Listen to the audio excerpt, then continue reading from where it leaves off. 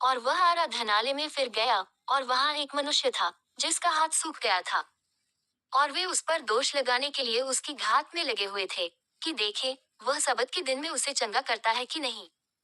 उसने सूखे हाथ वाले मनुष्य से कहा, बीच में खड़ा हो, और उनसे कहा, क्या सबत के दिन भला करना उचित है या बुरा करना, प्राण को बचाना या मारना। पर वे चुप रहे। और उसने उनके मन की कठोरता से उदास होकर उनको क्रोध से चारों ओर देखा, और उस मनुष्य से कहा, अपना हाथ बढ़ा। उसने बढ़ाया, और उसका हाथ अच्छा हो गया। तब फरीसी बाहर जाकर तुरंत हेरोदियों के साथ उसके विरोध में सम्मति करने लगे कि उसे किस प्रकार नाश करें। और यीशु अपने चेलों के साथ झील की ओर चला गया, और गलील से एक बड़ी भीड़ उसके पीछे हो ली।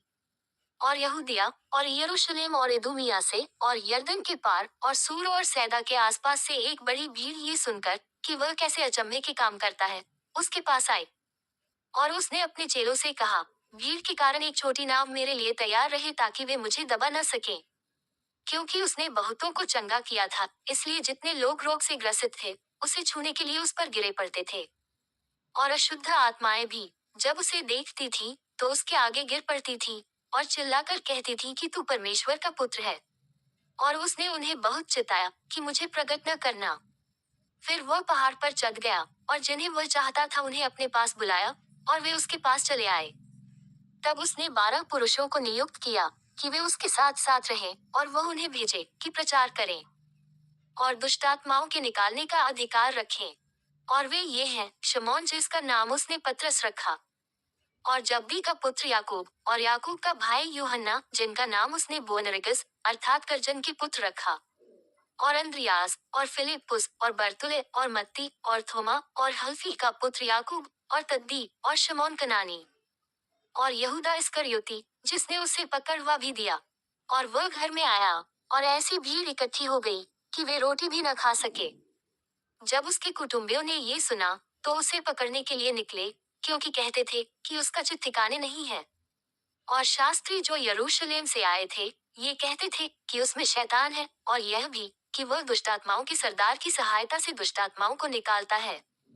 और वह उन्हें पास बुलाकर उनसे दृष्टांतों में कहने लगा, शैतान क्यों कर शैतान को निकाल सकता है, और यदि किसी राज्य में फूट पड़े तो वह राज्य क्यों कर स्थिर रह सकता है, और यदि किसी घर में फूट पड़े तो वह घर क्यों कर स्थिर रह सकेगा। और यदि शैतान अपना ही विरोधी होकर अपने में फूट डाले तो वह क्यों कर बना रह सकता है, उसका तो अंत ही हो जाता है। किंतु कोई मनुष्य किसी बलवंत के घर में घुसकर उसका माल लूट नहीं सकता, जब तक कि वह पहले उस बलवंत को न बांध ले, और तब उसके घर को लूट लेगा। मैं तुमसे सच कहता हूँ कि मनुष्यों की संतान के सब पाप और निंदा जो वे करते हैं क्षमा की जाएगी, परंतु जो कोई पवित्र आत्मा के विरुद्ध निंदा करे वह कभी भी क्षमा न किया जाएगा, वरन वह अनंत पाप का अपराधी ठहरता है। क्योंकि वे ये कहते थे कि उसमें अशुद्ध आत्मा है। और उसकी माता और उसके भाई आए और बाहर खड़े होकर उसे बुलवा भेजा। और भीड़ उसके आसपास बैठी थी, और उन्होंने उससे कहा, देख तेरी माता और तेरे भाई बाहर तुझे ढूंढते हैं। उसने उन्हें उत्तर दिया कि मेरी माता और मेरे भाई कौन हैं। और उन पर जो उसके आसपास बैठे थे दृष्टि करके कहा, देखो मेरी माता और मेरे भाई ये हैं। क्योंकि जो कोई परमेश्वर की इच्छा पर चले वही मेरा भाई और बहन और माता है।